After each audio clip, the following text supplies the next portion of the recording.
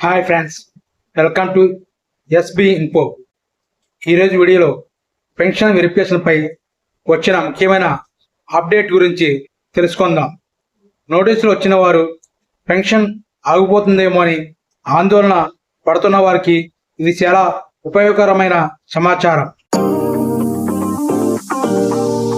Hi friends, welcome to SB info channel.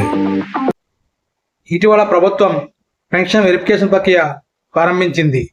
ఇందులో భాగంగా కొంతమంది పెన్షనర్లకు నోటీసులు పంపబడినాయి.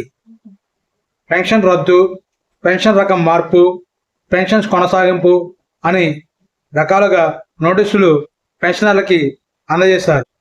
ఈ విధంగా పెన్షన్ నోటీసులు అందుకున్న వారికి ఇప్పుడు ముఖ్యమైన అప్డేట్ వచ్చింది.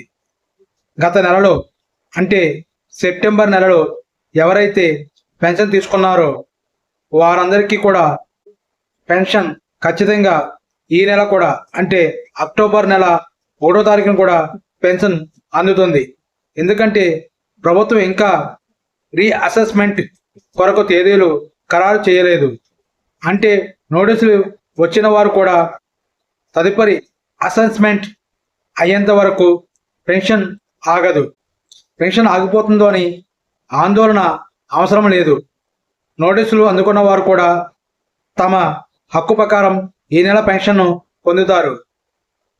తదుపరి తేదీలు ప్రభుత్వం అధికారికంగా ప్రకటించే వరకు ఎవరికీ పెన్షన్ ఆగదు.